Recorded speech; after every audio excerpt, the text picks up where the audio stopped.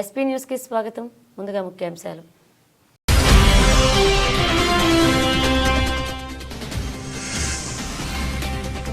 అలాంటి దేశాలతో వ్యాపారం చేయదు. Donald Trump serious warning.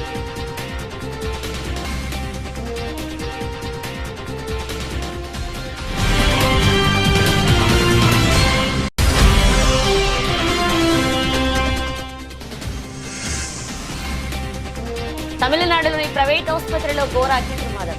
7 సజీవ దహనం.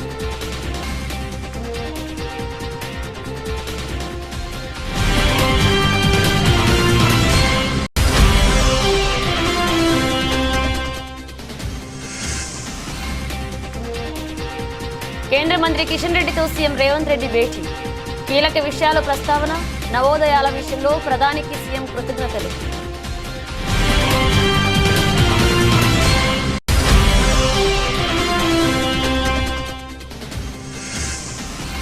అసభ్యకర పోస్టులపై చంద్రబాబు సర్కార్ సీరియస్.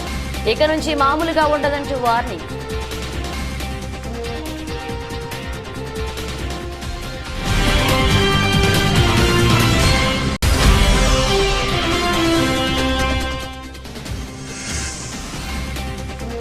పాకిస్తాన్ కోచ్గా జేసన్ గిలేస్పీ రాజీనామా. తాత్కాలిక కోచ్గా ఆకిబ్ జావేద్.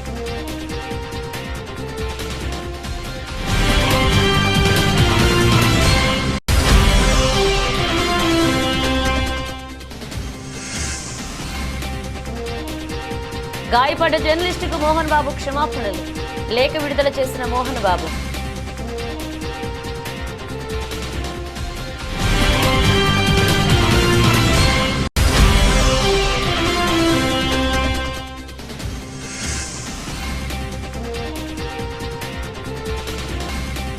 డాలర్లకు భారీ డిమాండ్. ఆల్ టైమ్ కనిష్టానికి రూపీ విలువ.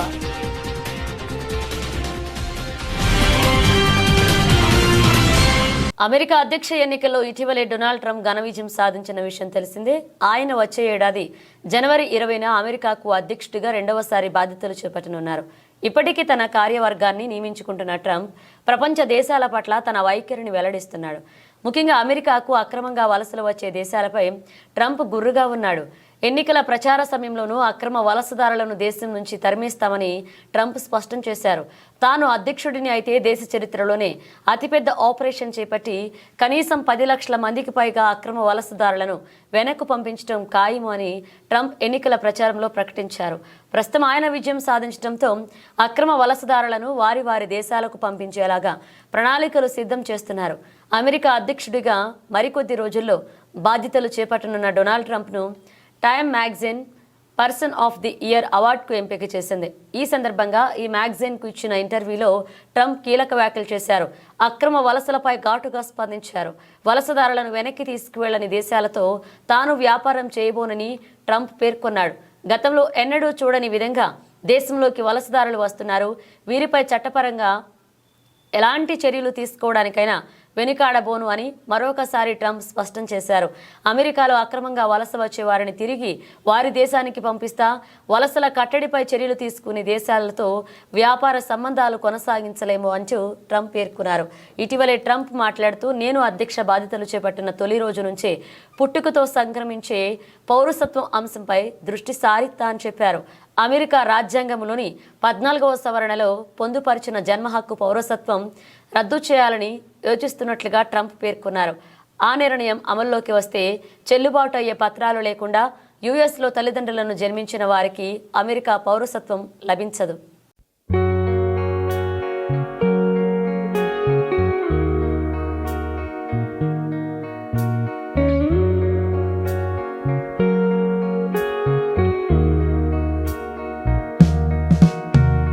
తమిళనాడులోని ఓ ప్రైవేట్ ఆసుపత్రిలో ఘోర అగ్ని ప్రమాదం జరిగింది. ఆసుపత్రిలో మంటలు చెలరేగాయి. ఈ ఘటనలో 7 సజీవ దహనమయ్యారు. 20 మందికి గాయాలయ్యాయి. వారిని మరొక ఆసుపత్రికి తరలించి చికిత్స అందిస్తున్నారు. పలువురు రోగులు సిబ్బంది మంటల్లో చిక్కుకున్నారు. అక్కడ సహాయక చర్యలు కొనసాగుతున్నాయి.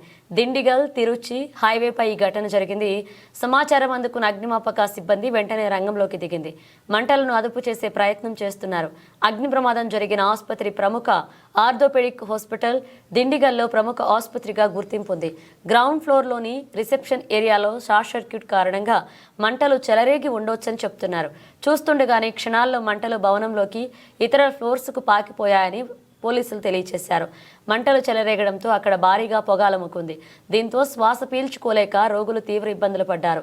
అగ్ని ప్రమాద విషయం తెలిసిన వెంటనే అధికార యంత్రాంగం స్పందించింది. 50 అంబులెన్స్లను రంగంలోకి దింపింది.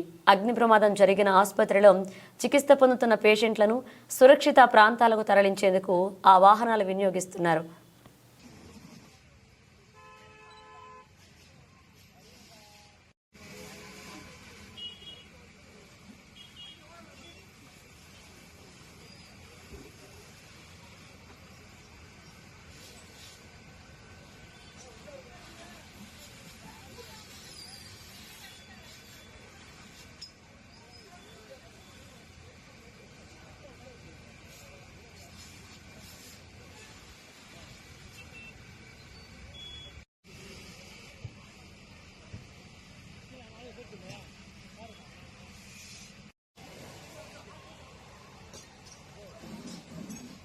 ఢిల్లీలో తెలంగాణ సీఎం రేవంత్ రెడ్డి పర్యటన కొనసాగుతుంది. పలువురు కేంద్ర మంత్రులు పార్టీ పెద్దలను కలిసే పనిలో ముఖ్యమంత్రి బిజీగా ఉన్నారు.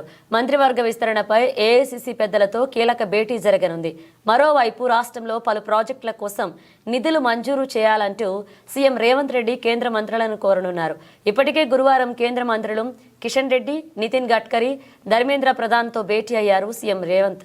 రీజనల్ రింగ్ రోడ్కు అవసరమైన టెక్నికల్, ఎకనామికల్ క్లియరెన్స్ను వెంటనే ఇవ్వాలని కేంద్ర మంత్రి నితిన్ గడ్కరీని సీఎం రేవంత్ రెడ్డి కోరారు. మంత్రి కోమటిరెడ్డి వెంకటరెడ్డి పార్టీ ఎంపీలతో కలిసి నితిన్ గడ్కరీతో భేటీ అయ్యారు సీఎం రేవంత్.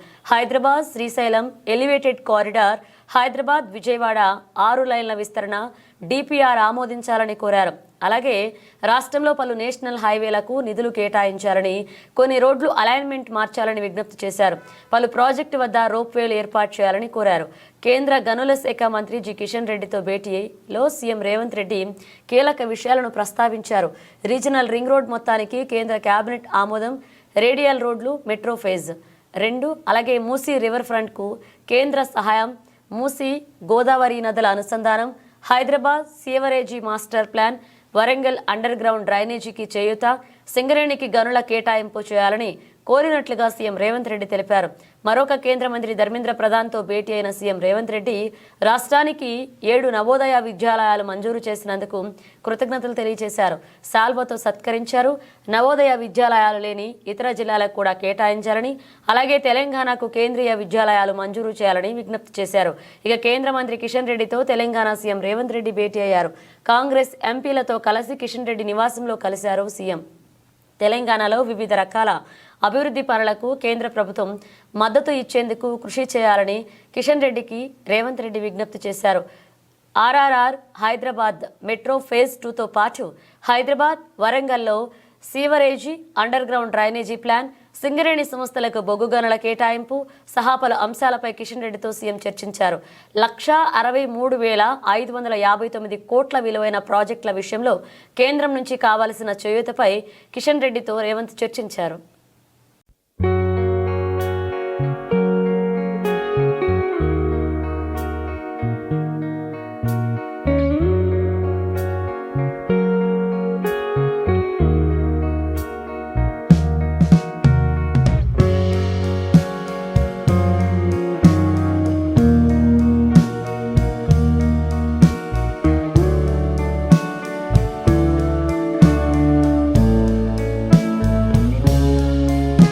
సోషల్ మీడియాలో అసభ్యకర పోస్టులపై కూటమి ప్రభుత్వం ఉక్కుపాదం మోపుతోంది.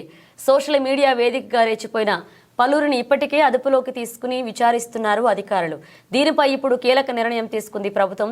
సోషల్ మీడియాలో అసభ్యకర పోస్టులు, నేరస్తుల ప్రవర్తన, సైబర్ నేరాలపై ఆంధ్రప్రదేశ్ ప్రభుత్వం దృష్టి సారించింది. 2 రోజుల పాటు జరిగిన కలెక్టర్ల సమావేశంలో సోషల్ మీడియా అంశంపై సుదీర్ఘ చర్చ జరిగింది. ఈ భేటీలో సోషల్ మీడియాలో రెచ్చిపోతున్న సైకోలను నియంత్రించేందుకు కఠిన చర్యలు తీసుకోవాలని మంత్రి నాదెండ్ల మనోహర్ సీఎంను కోరారు. సోషల్ మీడియా అసభ్యకర పోస్టుల నియంత్రణకు ప్రత్యేక చట్టాన్ని తీసుకురావాల్సిన అవసరం ఉందని మంత్రి నాదెండ్ల అభిప్రాయపడ్డారు. ఇది దేశానికి మార్గదర్శకంగా నిలవాలి అని సీఎంను కోరారు. మంత్రి విజ్ఞప్తికి ముఖ్యమంత్రి చంద్రబాబు అంగీకారం తెలిపారు. అక్కడే కీలక నిర్ణయం తీసుకున్నారు. సోషల్ మీడియా సైకోలపై చర్యలు తీసుకోవడం అత్యవసరమన్నారు సీఎం. ఈ విషయాన్ని కేవలం రాష్ట్ర పరిమితులలోనే కాకుండా దేశవ్యాప్తంగా కూడా అనుసరించగల మార్గదర్శక విధానాలను రూపొందించాలన్నారు. సోషల్ మీడియాలో ప్రముఖులను, ఇన్స్టిట్యూషన్లను, ఆధ్యాత్మిక సంస్థలను తప్పుగా ప్రచారం చేస్తున్న వ్యక్తులపై తీవ్ర ఆగ్రహాన్ని వ్యక్తం చేశారు సీఎం. ముఖ్యంగా బ్రహ్మకుమారిల క్యారెక్టర్ను దెబ్బతీసే విధంగా ప్రవర్తించటపై ఆందోళన వ్యక్తం చేశారు సీఎం. సోషల్ మీడియా సైకోలను పులుస్టాప్ పడేలాగా కఠిన చర్యలు తీసుకోవాలి అంటూ ఎస్పీలను ఆదేశించారు. ఇక దీనికోసం ప్రత్యేక కేబినెట్ సబ్ కమిటీ ఏర్పాటు చేశారు. కమిటీలో సభ్యులుగా ఐటీ మంత్రి లోకేష్, నాదెండ్ల మనోహర్, హోంమంత్రి అనిత, ఆరోగ్య శాఖ మంత్రి సత్యకుమార్ యాదవ్ను నియమించారు. సోషల్ మీడియా వేదికగా సైకో చేష్టలు చేయకుండా కేబినెట్ సబ్ కమిటీల నిర్ణయాలు తీసుకుని అమలు పరచాలన్నారు సీఎం. సోషల్ మీడియా సైకోలపై ప్రభుత్వం తీసుకునే చర్యలు దేశానికి ఆదర్శం కావాలని సీఎం సూచించారు. సోషల్ మీడియాలో అసభ్యకర పోస్టులను అరికట్టి ప్రజల గౌరవాన్ని, నైతిక విలువలను కాపాడడం ప్రభుత్వ లక్ష్యమని సీఎం చంద్రబాబు అభిప్రాయపడ్డారు. మీటింగ్ కోసం డీప్ టెక్నాలజీ పోవాలని they are coming with investment there CRDA all of you has to be proactive. నేను ఒకరిని కాదు, ఇక్కడ ఆల్ డిపార్ట్మెంట్స్ రీఓరియంటేషన్ వస్తే తప్ప ఇది సాధ్యం కాదు. ఇది నాకేం సంబంధం, ఎవరు వస్తే నాకేంటి, నేను కలెక్టర్ని లేకపోతే సెక్రటరీని, నేను మంత్రిని, అందరూ నా దగ్గర రావాలి అంటే మీకంటే బెటర్గా ఉండాలి దగ్గరికి వెళ్తారు. It is a competitive world. Competitive వరల్డ్లో ఎప్పుడు కూడా ఒకప్పుడు మన రాష్ట్రానికి ఇన్వెస్ట్మెంట్కి రావాలంటే భయపడేవాళ్ళు. దేనికి? ఆస్తులు సెటిల్మెంట్లు అయినాయి, పోర్ట్లు సెటిల్మెంట్ అయినాయి, ఇండస్ట్రీస్ని చేంజ్ చేశారు. ఏంటి నెపం ఏంటి? పొలిటికల్గా కావాలని వెనకబడి వాళ్ళందరినీ చేంజ్ చేస్తే ఈ రాష్ట్రంలో పెట్టాలి అనుకున్న వాళ్ళు కూడా వేరే రాష్ట్రాలకు వెళ్ళారు. పోతూ పోతూ కామెంట్ చేసి వెళ్ళారు. ఇంకా సత్యన ఆంధ్రప్రదేశ్గా రాము అని చెప్పేసి వెళ్ళారు. అంటే what it indicates that is the credibility we have lost. అది రీబిల్డ్ చేయాలంటే మీ అందరిలో ఒక పాజిటివ్గా మళ్ళీ వస్తే తప్ప కొన్ని కంప్లైంట్స్ వస్తున్నాయి అక్కడక్కడ. మీరు అన్ని బాగా మాట్లాడుతున్నారు సార్, మీరు చెప్తున్నారు, మీ వాళ్ళు లెక్క పెట్టుకోవడం లేదు.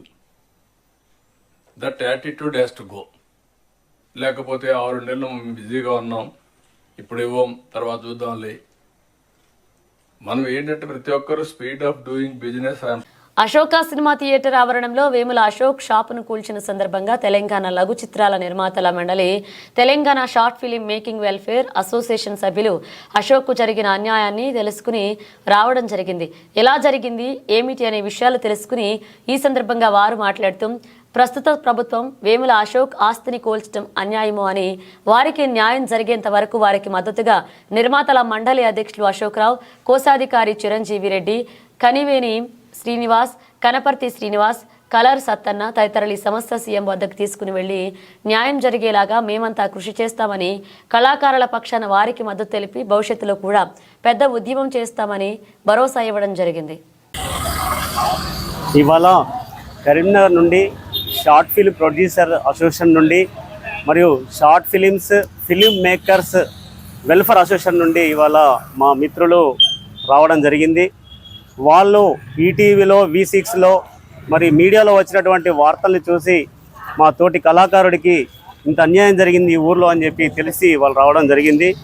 ఇవాళ నేను చెప్తున్నాను, నేను ఇక్కడ ఈ ప్రజలకి ఏం అన్యాయం చేశాను.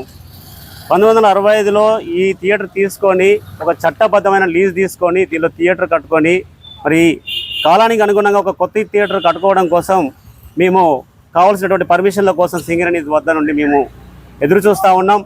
ఈ క్రమంలోనే మరి ఎమ్మెల్యే గారు తన సొంత చొరవ తీసుకొని ఇదేం రోడ్ వైండింగ్ కాదు, ఇది దేనికి సంబంధం లేదు, మమ్మల్ని మా లీజు క్యాన్సిల్ చేయాలన్నా ఫస్ట్ మాకు తెలియజేయాలి సింగరేణి కంపెనీ, మమ్మల్ని ఇక్కడి నుంచి వెకెట్ చేయించాలి.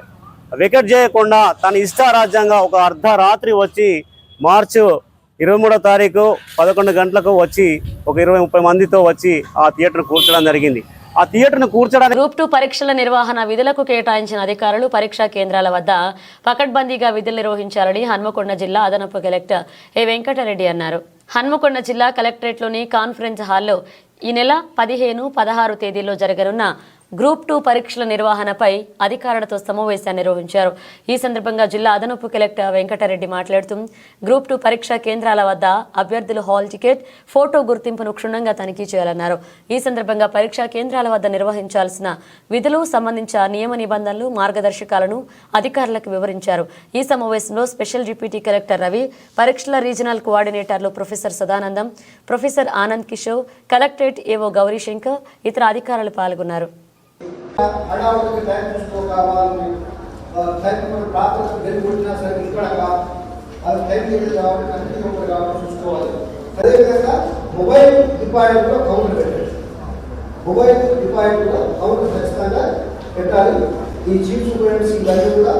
ఇంకొకటి ముఖ్యంగా 14వ తారీఖు నాడు అందరు ఇంజనీర్స్ మనకు 15వ తారీఖు కాబట్టి 1 డే బిఫోర్ అందరు ఇంజనీర్స్కి ట్రైనింగ్ కంపల్సరీ ఇవ్వాలి. Specific candidate specific OMR exams ఉన్నాయి కాబట్టి ఇది ఒక ఓఎంఆర్ షీట్, క్వశ్చన్ పేపర్ రెండు ఖచ్చితంగా పెట్టుకోవాలి. బయోమెట్రిక్ ఎక్కడ కూడా ఎగ్జామినేషన్ కండక్ట్ చేయకూడదు. This is important instructions. దీని అందరూ కూడా ఇది ఎవరికి ఏదైతే ఇచ్చినామో ప్రాపర్గా ఒకసారి 1కి 4 సార్లు చదువుకోండి. అందులో ఏమైనా ఉంటే మీకు టోల్ ఫ్రీ నెంబర్స్ ఉన్నాయి, BGPS నెంబర్స్ కూడా ఉన్నాయి, అక్కడ అడిగి క్లారిఫై చేసుకోవచ్చు. ములుగు జిల్లాలోని వసతి గృహాల రెసిడెన్షియల్ KGPV పాఠశాలలో నూతన డైట్ కార్యక్రమాన్ని పండగ వాతావరణంలో నిర్వహించాలని గురువారం జిల్లా కలెక్టర్ దివాకర్ అన్నారు. ఈ నెల 14న గురుకుల హాస్టల్లో ప్రత్యేక కార్యక్రమాన్ని నిర్వహిస్తామన్నారు. ఈ కార్యక్రమానికి విద్యార్థులు, తల్లులు హాజరై విజయవంతం చేయాలని కోరారు. ప్రభుత్వం గురుకుల హాస్టల్స్ విద్యార్థులకు 40% డైట్ ఛార్జీలను పెంచిందన్నారు. ఈ సమావేశంలో మండల ప్రత్యేక అధికారులు, తహసీల్దార్లు, MPDOలు, సంబంధిత శాఖల అధికారులు పాల్గొన్నారు. నీట్ అండ్ క్లీన్ గా ఉండాలి. Entire premises neat and clean గా ఉండాలి. బయట పారిశుభ్రత కన్సర్న్డ్ లోకల్ గ్రామ పంచాయతీ నుంచి పిలిచి మేము ఆల్రెడీ MPOs కి ఇన్స్ట్రక్షన్ ఇవ్వడం జరిగింది. మీరు కన్సర్న్డ్ MPO ద్వారా మాట్లాడి వాళ్ళని పిలుచుకొని ఎంటైర్ బయట ప్రెమిసెస్ క్లీన్ గా పెట్టుకోవాలి. లోపల ప్రెమిసెస్ మీ ఏరియా, బోర్డింగ్ ఏరియా, వాళ్ళు పిల్లలు ఉండే ఏరియా అవన్నీ మీరు క్లీన్ చేసుకుని పెట్టుకోవాలి. Entire premises must be neat and clean. Okay. తర్వాత నెక్స్ట్ పాయింట్, మీరందరూ హాస్టల్ గ్రూప్ లో ఈరోజు యాడ్ అవుతున్నారు. మిగిలిన వాళ్ళు ఎవరెవరు ఉన్నారో ఇక్కడే ఉండండి. హాస్టల్ గ్రూప్ లో యాడ్ అయిన తర్వాత మీరు వెళ్ళండి.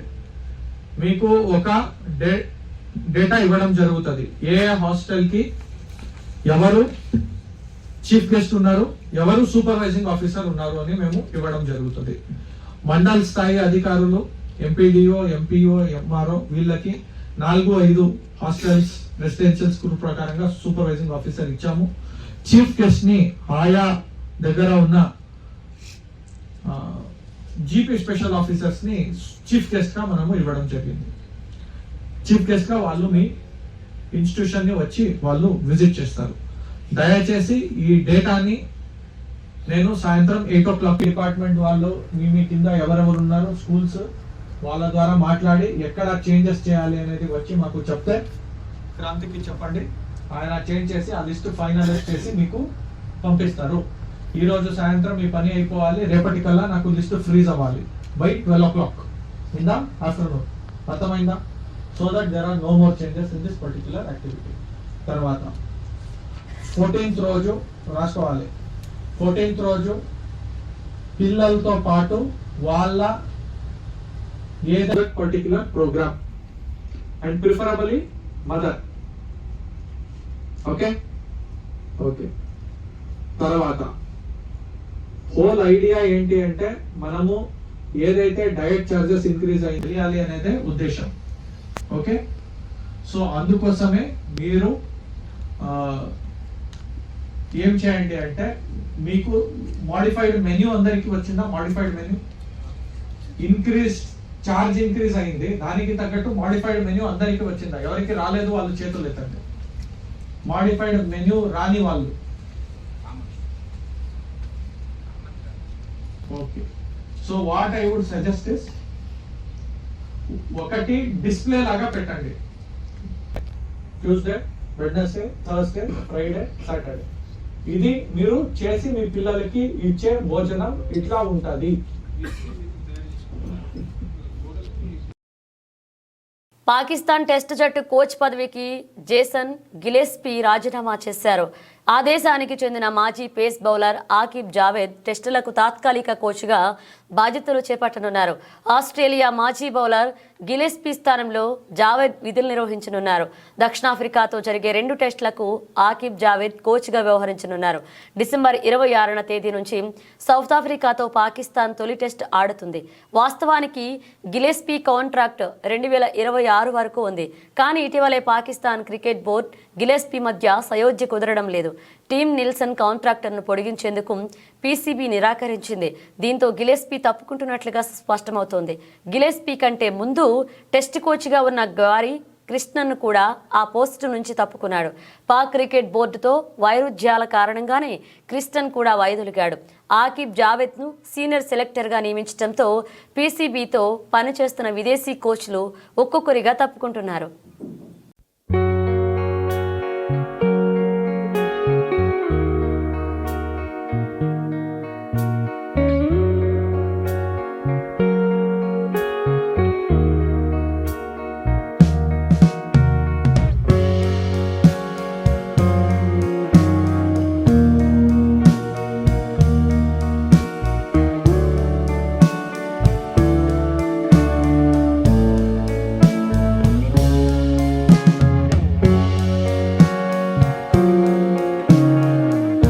మంచు ఫ్యామిలీలో జరుగుతున్న గొడవల నేపథ్యంలో సినీ నటుడు మంచు మోహన్ బాబు జర్నలిస్ట్ పై దాడి చేసిన విషయం తెలిసిందే.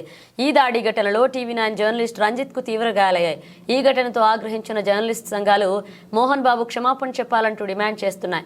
ఈ నేపథ్యంలో దాడి ఘటనలో గాయపడిన జర్నలిస్టుకు మోహన్ బాబు ఎట్టకేలకు క్షమాపణలు చెప్పారు. ఈ మేరకు ఎక్స్ వేదికగా బహిరంగ లేఖ విడుదల చేశారు. కుటుంబ వివాద ఘర్షణకు దారితీస్తున్నట్లుగా చెప్పారు. ఈ ఘటనతో ఓ జర్నలిస్టు సోదరుడు గాయపడడం తనకు బాధ కలిగించిందన్నారు. ఈ ఘటన తర్వాత అనారోగ్యం కారణంగా 48 గంటల పాటు ఆసుపత్రిలో చేరడంతో వెంటనే స్పందించలేకపోయారని వివరణ ఇచ్చారు. ఆ రోజు తన ఇంటి గేటు విరిగిపోయిందని, దాదాపు 30 నుంచి 50 మంది వ్యక్తులు ఇంట్లోకి చొచ్చుకొచ్చినట్లుగా వివరించారు. ఆ సమయంలో సహనాన్ని కోల్పోయినట్లుగా చెప్పారు.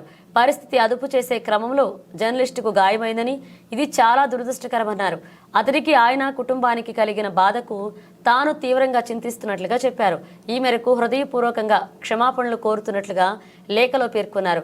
గాయపడ్డ జర్నలిస్ట్ త్వరగా కోలుకోవాలని ఈ సందర్భంగా మోహన్ బాబు ఆకాంక్షించారు.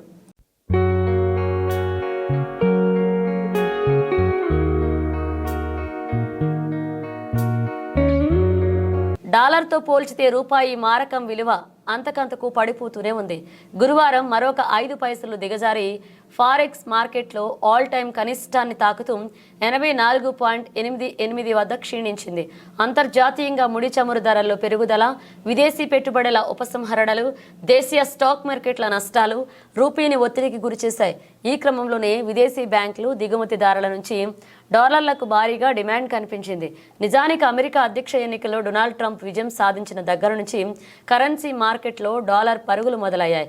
ఇదే సమయంలో ఇతర దేశాల కరెన్సీల పతనం కూడా ఆరంభమైంది. ముఖ్యంగా ఆసియా దేశాల్లోని అన్ని కరెన్సీల విలువ క్రమేణా పడిపోతుందని ఫారెక్స్ ట్రేడర్లు గుర్తు చేస్తున్నారు. బ్రెజిల్, రష్యా, ఇండియా, చైనా సభ్య దేశాలపై 100% సుంకాల పెంపు ఉంటుందని ట్రంప్ హెచ్చరించడమే కారణమంటున్నారు. గడిచిన 4 రోజుల్లో 3 రోజులు రూపీ నష్టాలకే పరిమితమైంది. మిగతా ఆ ఒక్కరోజు ఎక్కడిదక్కడే ఉంది. ఇక ఈ 3 రోజులు ట్రేడింగ్లో డాలర్తో పోల్చితే రూపాయి మారకం విలువ 27 పైసలు కోల్పోవడం గమనార్హం. సోమవారం ఒక్కరోజే 20 పైసలు క్షీణించగా, బుధ, గురువారాల్లో మరొక 7 పైసలు పతనమైంది. భారతీయ క్యాపిటల్ మార్కెట్ నుంచి తరలిపోతున్న విదేశీ పెట్టుబడులపై సైతం మార్కెట్ సెంటిమెంట్ను దెబ్బతీస్తున్నట్లుగా ఫారెక్స్ ట్రేడర్లు చెప్తున్నారు. మరొక వైపు కరిగిపోతున్న దేశంలోని ఫారెక్స్ రిజర్వర్లు సైతం పరిస్థితుల్ని మరింతగా దిగజార్చుతున్నాయి. ఈ ఏడాది సెప్టెంబర్ 28న 704.885 బిలియన్ డాలర్లతో ఆల్ టైమ్ హైలో ఉన్న ఫారెక్స్ రిజర్వులు గత నెల 22న 656 $582 బిలియన్ క్షీణించాయి. దాదాపు 2 నెలల్లోనే $48.30 బిలియన్ హరించుకుపోయాయి.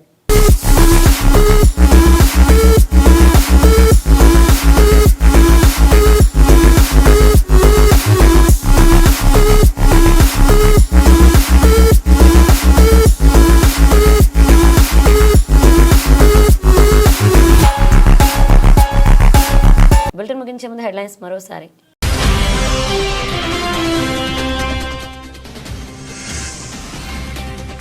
అలాంటి దేశాలతో వ్యాపారం చేయదు, డొనాల్డ్ ట్రంప్ సీరియస్ వార్నింగ్.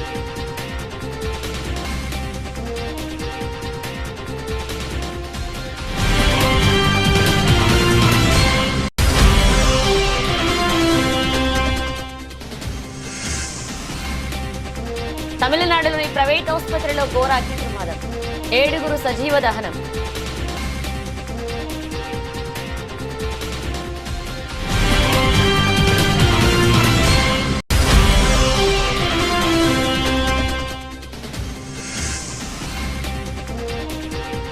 కేంద్ర మంత్రి కిషన్ రెడ్డితో సీఎం రేవంత్ రెడ్డి భేటీ, కీలక విషయాల ప్రస్తావన, నవోదయాల విషయంలో ప్రధానికి సీఎం కృతజ్ఞతలు.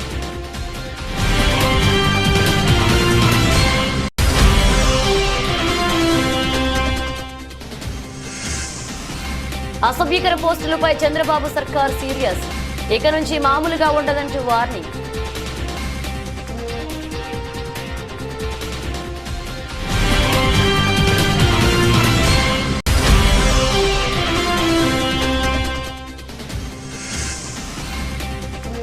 పాకిస్తాన్ కోచ్గా జేసన్ గిలెస్పీ రాజీనామా, తాత్కాలిక కోచ్గా ఆకిబ్ జావేద్.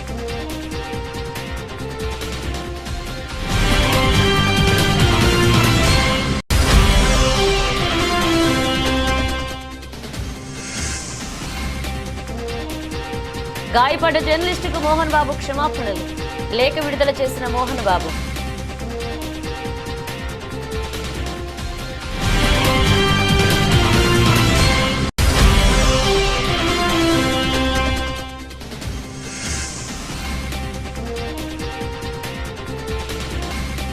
డాలర్లకు భారీ డిమాండ్, ఆల్ టైమ్ కనిష్టానికి రూపీ విలువ.